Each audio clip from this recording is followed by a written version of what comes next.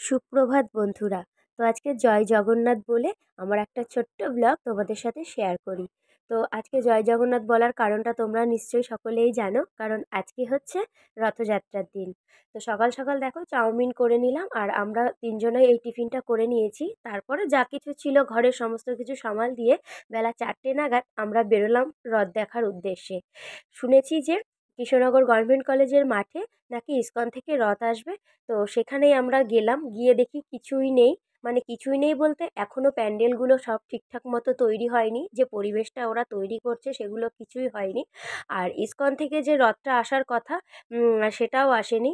যাই হোক, তবু আমরা ভেতরে প্রবেশ করলাম, প্রবেশ করে দেখছি চারিদিকে সাজিয়ে গুছিয়ে তুলছে, এখনও কিছুই হয়নি। আর এই যে প্যান্ডেলটি আছে, এই প্যান্ডেলের মধ্যে জগন্নাথ, বলরাম, সুভদ্রা তারা অধিষ্ঠান করে আছেন, কিন্তু আমরা এই সময় গিয়ে ভালো করে কিছু দেখতে পাইনি।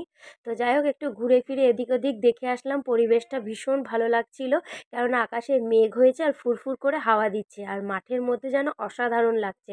তা ওখানে ইসকনের রথ দেখতে পাইনি, তো কি হয়েছে, রাস্তার উল্টো দিকে এখানে এই রথটি দাঁড়ানো রয়েছে, আর এর মধ্যে এখনও বলরাম, জগবন্ধু, সুভদ্রা কেউই আসেনি।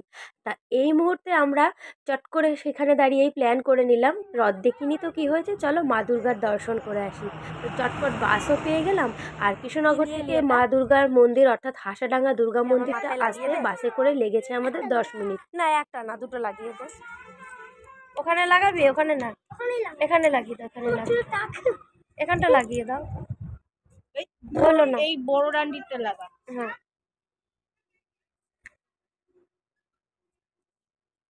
এটা তুমি নাও। Thank you.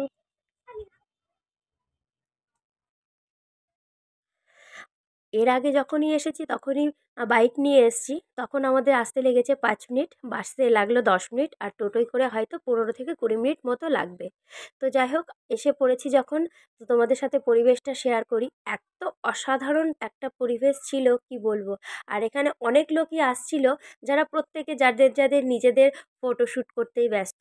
আমাদের হাতের কাছে একটা ঘোরা বলো, ফটোশ্যুট করা বলো, অনেকটা টাইম স্পেন্ড করা বলো, ভীষণ ভালো একটা জায়গা।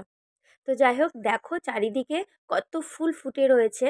আর মন্দির চত্বরের মাঝখানটা অনেক রকমের গাছ আছে, যে গাছগুলো পুরোটা শেয়ার করতে পারলাম না। এখন যদিও একটু জঙ্গল জঙ্গল দেখলাম, কিন্তু শীতকালে যদি যাও তোমরা দেখতে পাবে কত সুন্দর গাছ লাগানো, বিভিন্ন রকমের ফুল ফুটে, গোলাপ থেকে আরও অনেক রকম কিছু। কিন্তু ওই দিকটা আমাদের গেটটা লাগিয়ে দিয়েছে বলে আমরা বুঝতে পারছিলাম না যে কি করে যাব।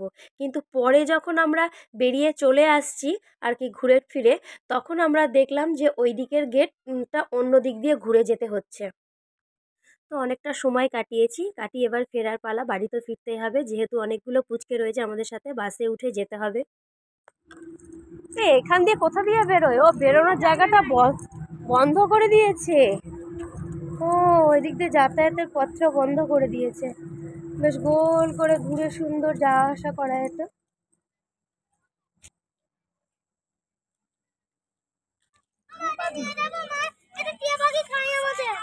হ্যাঁ, এটা নে, ওটা নে, ওদের চন্দুকে দিতে হয়, দেওয়া যাবে। এই দেখে আরেকটা আছে, এটা লাল রঙের। পড়ে গেল, ওটা ওপরে একটা আছে। আর দেবে না। তো আমরা মন্দির থেকে বেরোতে না বেরোতেই বাস পেয়ে গেছি, আর বাসে উঠে পড়েছি। তবে আমি কিন্তু একটা ভুল করে ফেলেছি, সেটা হচ্ছে মা দুর্গার মন্দির দেখতে গেছি, অথচ মায়ের মূর্তিটাই তোমাদের সাথে শেয়ার করিনি। তবে আমি ওখানে দাঁড়িয়ে একটা লাইভ করছিলাম। তো তোমরা যদি কেউ চাও তো আমার লাইভটা গিয়ে মায়ের মানে মুখটা দর্শন করে নিতে পারো। তো বাসে করে চলে আসলাম, যথারীতি কৃষ্ণনগর পোস্ট অফিসের মোড়ে নেমেছি। আর পোস্ট অফিসের মোড়ে দেখো আজকের দিনটা যে কত সুন্দর, চারিদিকে নানান রকমের মাটির পুতুলে ভরে গেছে, চোখ পুরো জুড়িয়ে যাচ্ছে। দেখো বেগুন, আলু, কলা, আরও কত কি। আর বাচ্চাদের ঘর সাজানোর জন্য মিকি মাউস, তবলা, বিভিন্ন রকম যে বর্ব না, বর্ব কত করে?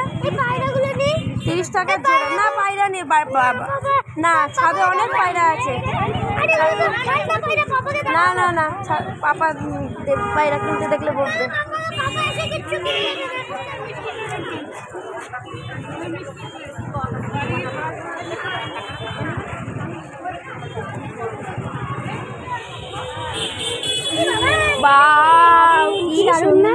গোপাল দেখো কত এটা 120 টাকা। 120 কি ভালো লাগছে দেখতে। সবাই দিচ্ছে কি মজা। গণেশটা ভালো লাগছে না? আমি বলছি ভ্যাবেলিকে বলছি দিদি এটা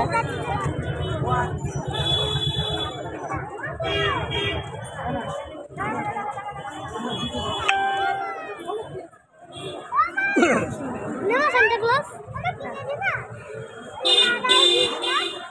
হ্যাঁ আমা এই দেখো কি সুন্দর লাগছে।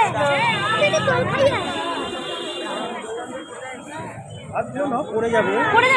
হ্যাঁ এমনি দেখো শোনা। এমনি দেখো এমনি দেখো। এত পুতুলের সমারোহ দেখে আমাদের বড়দেরই চোখ ধাঁধিয়ে যাচ্ছে। আর বাচ্চাদের কথা কি বলবো, এটা নেব তো ওটা নেব, প্রতিটা বাচ্চাই বায়না করছিল। তো আমরা আর বেশিক্ষণ ওখানে দাঁড়াইনি, কেননা এদের বায়না চলতেই থাকবে। তো যাই হোক চলে গেলাম সোজা জগন্নাথ দেবের সামনে। তাদেরকে দর্শন করলাম। আর প্রচণ্ড ভিড় ছিল, প্রত্যেকেই রথের দড়ি ধরে টানার জন্য পুরো টানাটানি করছিল আর ভিড় জমাচ্ছিল। আরো জোরে টানো, ট্রেনে যদি মনে করে যেন একটু দড়ির ওপরে পা দিয়েছে। এবার চলে এলাম রথের সামনে, রথের দড়ি ধরে টানার জন্য। তা দড়ি ধরেও টানছিলাম, প্রচণ্ড ভিড়। আর এখানে তো রথটা ভীষণ সুসজ্জিতভাবে মানে সাজানো হয়েছে, দেখে খুব ভালো লাগছিল। তারপরে অনেকটা সময় থেকে আবার বাড়ি ফিরে চলে এসেছি। তো বাড়ি ফিরে আসার পরে হাজব্যান্ড ছিল, তা উনি আবার বললেন যে চলো আমরা আরেকবার যাই। কিন্তু যেতে যেতে আমাদের রাত হয়ে গেছিলো, অনেকটা রাতেই আমরা গেছিলাম। ততক্ষণে রথ যার গন্তব্যস্থানে চলে গেছে।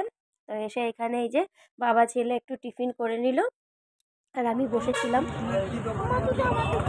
তো চলো আজকের মতো ভিডিওটা এই পর্যন্ত এখানেই শেষ করছি। সারাদিন রথের জন্য অনেকটাই এনজয় করা হয়েছে আর এখন রাতও যথেষ্ট হয়েছে, বাড়ি ফেরার পালা। তো চলো টাটা।